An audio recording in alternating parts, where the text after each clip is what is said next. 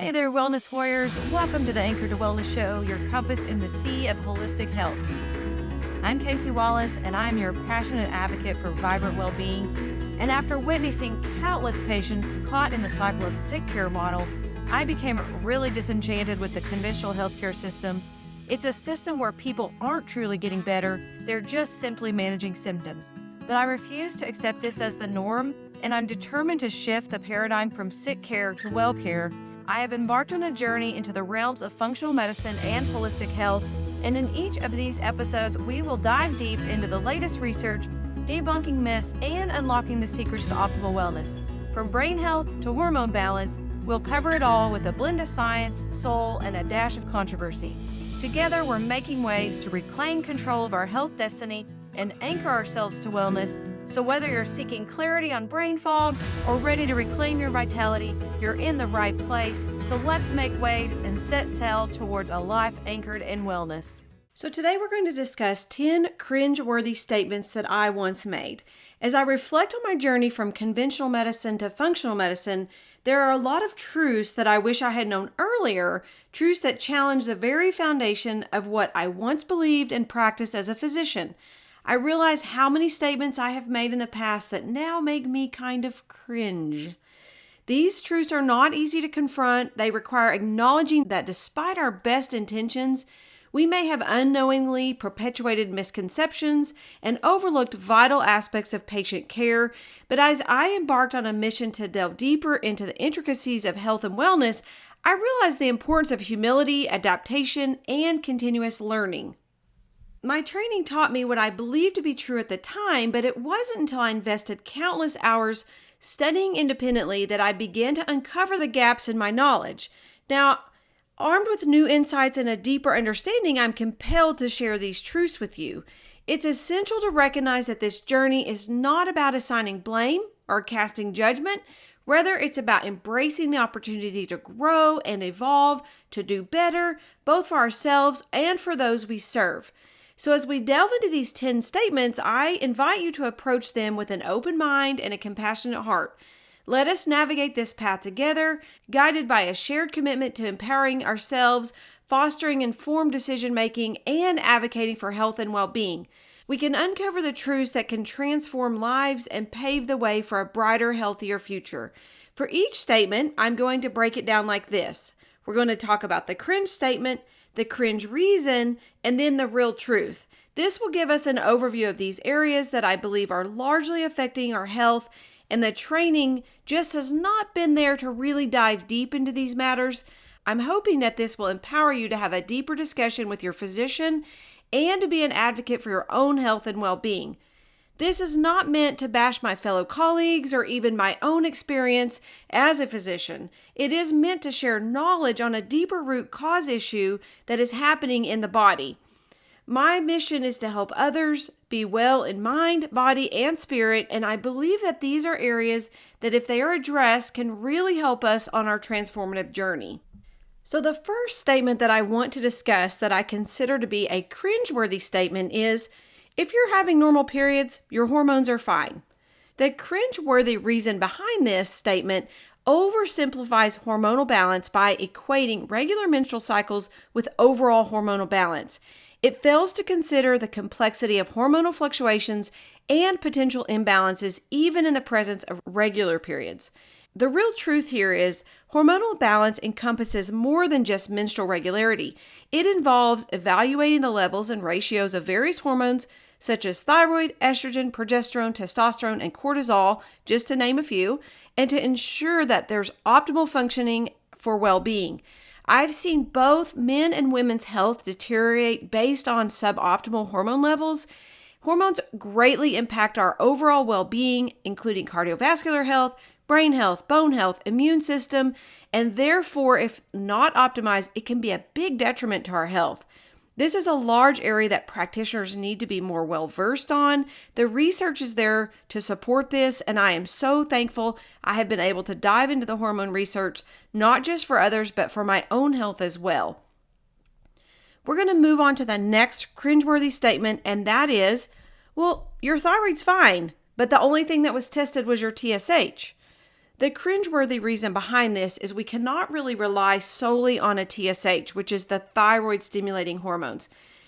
Only looking at a TSH really overlooks other thyroid markers that could indicate underlying thyroid dysfunction, such as a free T3, free T4, thyroid antibodies. The real truth here is comprehensive thyroid testing provides a more accurate assessment of thyroid health and can uncover subclinical thyroid imbalances that may impact overall well-being, even if the TSH levels appear normal. The TSH is a pituitary hormone, so many times we need to look at other hormone markers specifically related to the thyroid, such as a T4, T3, and even reverse T3 or thyroid antibodies in some cases. And a lot of times those are normal because they fall in the standard range, but they are not optimal. For more about the issues with standard ranges of labs, I want you to go back and listen to episode 3, where I discuss why we can't rely on standard reference ranges alone. Many times when the thyroid is not optimal, there are underlying root causes happening, such as gut health issues or other hormonal imbalances, immune system issues, and even stress responses. And these need to be addressed so that the thyroid can function more appropriately, but many times support is needed here until those underlying root causes can be addressed. So we can't just rely on a TSH to know how the thyroid itself is actually functioning. And honestly, this is another area where practitioners need deeper training. The next cringeworthy statement is, okay, here's your diagnosis, so here's your medication. The reason why I think this is cringeworthy is because providing a diagnosis without investigating the underlying root cause may lead to symptomatic treatment rather than addressing the true source of the issue. And many times those medications just cause deeper issues due to side effects and other micronutrient deficiencies that they can cause. So let's dive into the real truth here, which is identifying and addressing the root cause of a health condition is essential for long-term health and wellness. Treatment should be personalized and holistic, considering lifestyle factors, nutrition, stress management, and environmental influences. I don't want to just focus on the leaves of the tree anymore. That is the symptoms and diagnosis that someone has. I want to focus on the trunk of the tree that is driving those symptoms like chronic inflammation, and then go deeper into the actual root cause. Diagnoses are labels that just identify how to bill and code for insurance and really help just to guide prescription management. But I want people to get rid of those diagnoses and actually be well. The next cringeworthy statement is, you just need to eat healthier and exercise more. The reason why this is a cringeworthy statement is we're oversimplifying this health advice by solely focusing on diet and exercise. We're neglecting the complex interplay of genetics and environment, hormonal imbalances, and other factors that contribute to overall well-being. The real truth here is diet and exercise are crucial components of a healthy lifestyle. True wellness requires a comprehensive approach that addresses all aspects of health, including sleep and stress management, toxin exposure, and emotional well-being. I talk about how, yes, diet and exercise are needed. It is the person's responsibility to do what they can here. But sometimes if there's an underlying issue like a sluggish thyroid or testosterone deficiency or estrogen progesterone imbalance or a gut dysbiosis or other root cause issue, it's really unfair to just expect someone to be able to overcome that on their own. There are other issues at play that need to be addressed. For me personally, I eat fairly healthy most of the time and I'm very active, but I started gaining weight and was so frustrated. It took working through my gut health issues and balancing my hormones to really start getting better control of this. So have you heard this cringeworthy statement? You don't need progesterone if you don't have a uterus. I feel like this is a really cringeworthy statement that is assuming that progesterone is only necessary for uterine health, and it overlooks its role in overall hormonal balance, mood regulation, bone health, and just an overall sense of well-being. The real truth here is progesterone plays a vital role in hormone balance beyond just uterine health and should be considered in hormone therapy discussions for its broader benefits. This goes into having an appropriate balance of all hormones. But when a woman's progesterone starts to drop in that perimenopausal period, which by the way couldn't even be down in our 30s, many unwanted things start to happen: irregular periods, unexplained anxiety, sleep disturbances, weight gain, and many others. And progesterone is needed in many tissues in the body. So talk to your provider about your need for progesterone, even if you've had a hysterectomy.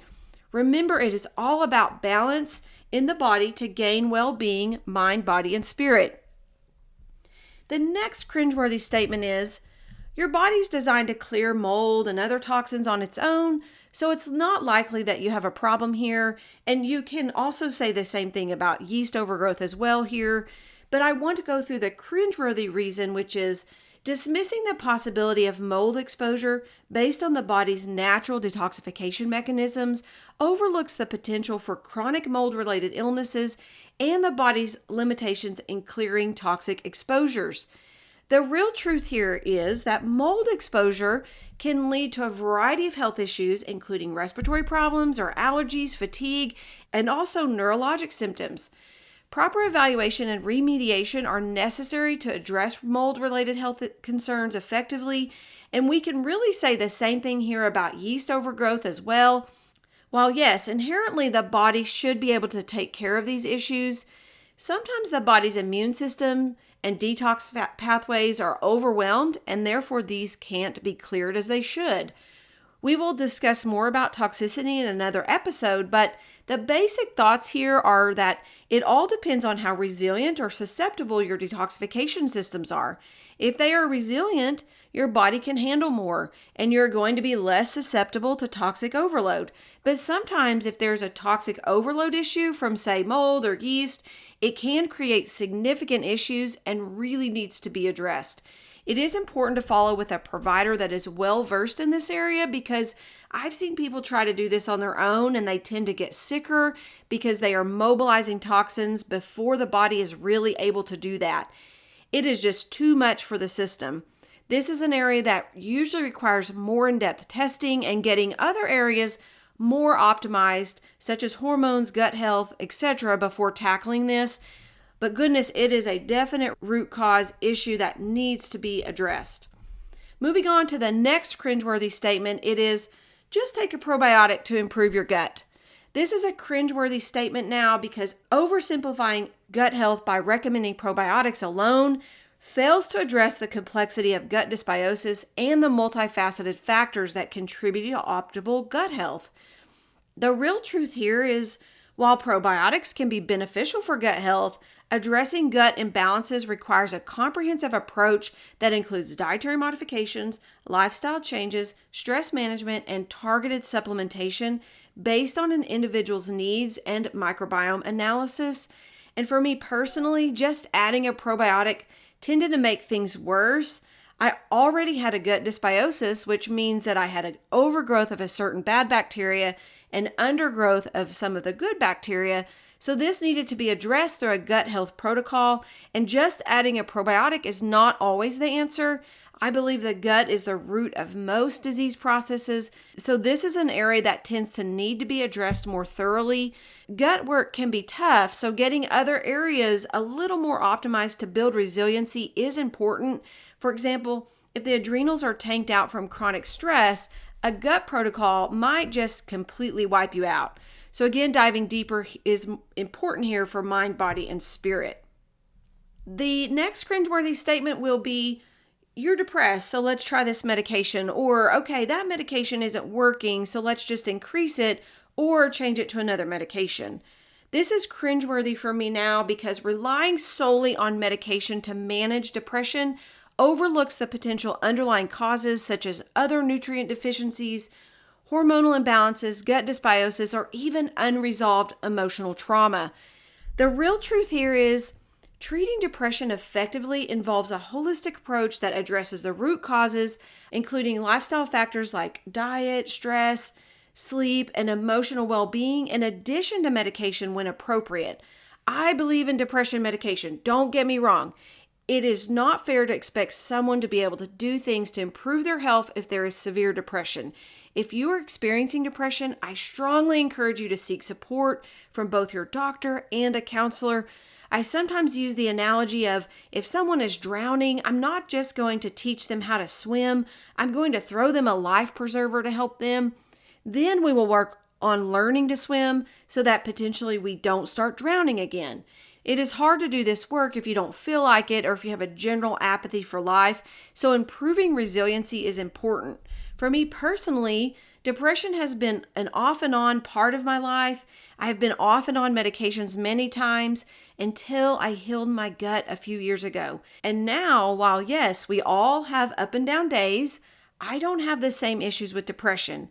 Again, mental health is so important. I'm not downplaying this at all. I just want you to know that sometimes there is something deeper that can be addressed to help in this area.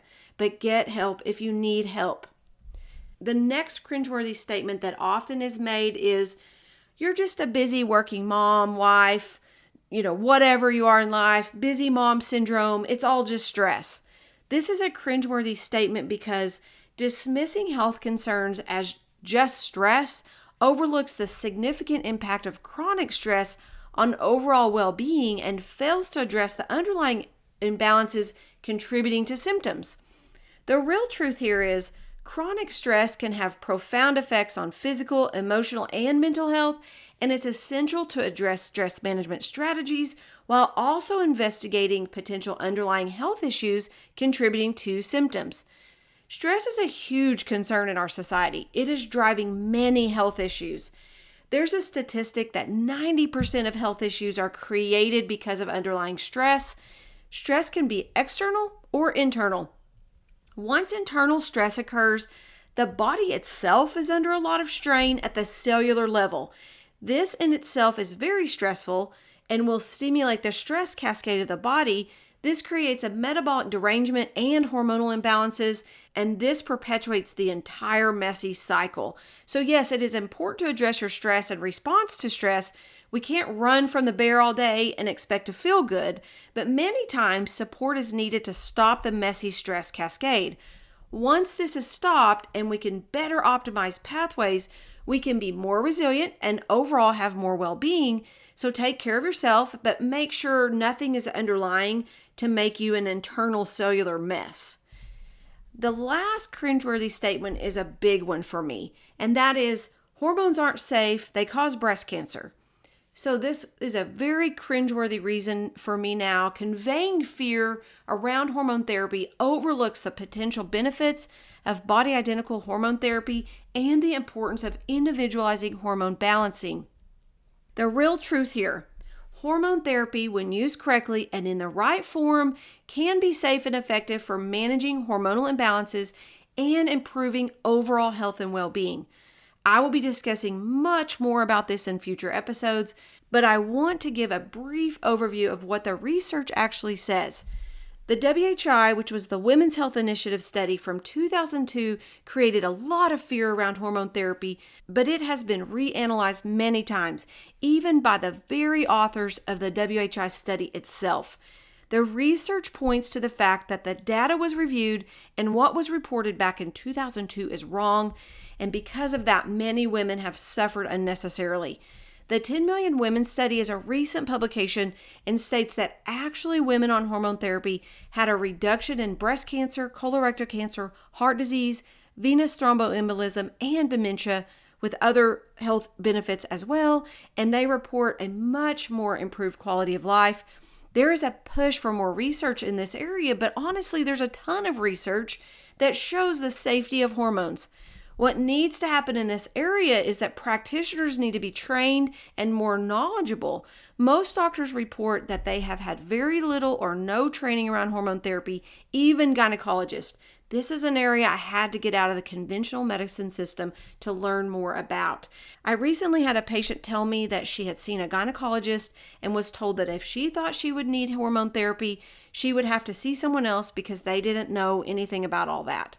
It really is a tragedy, and there needs to be a change in the healthcare system in regards to training around hormone therapy. There is a difference in the body-identical hormones and synthetic hormones. Birth control pills are synthetics. They are not hormone replacement for perimenopausal and menopausal women. I'm amazed at how easily these synthetics are prescribed at all ages of life. They create endocrine disruption and many micronutrient deficiencies. While the studies even show improvement with synthetic estrogen, the same research is disagreeing about the use of synthetic progestins. So for now, it is recommended to be on body identical progesterone.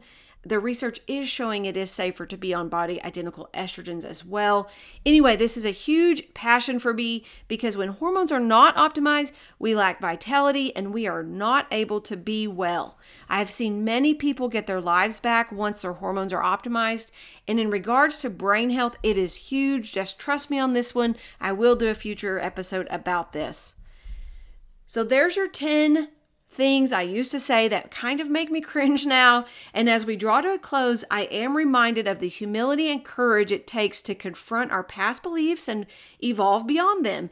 While reflecting on the cringeworthy statements I once made as a conventional physician, I'm struck by the profound impact of continuous learning and growth. By shedding light on these truths today, we've taken a step towards fostering a culture of empowerment and advocacy in healthcare. And remember, it's not about dwelling on past mistakes, but rather about embracing the opportunity to do better and serve with integrity and compassion.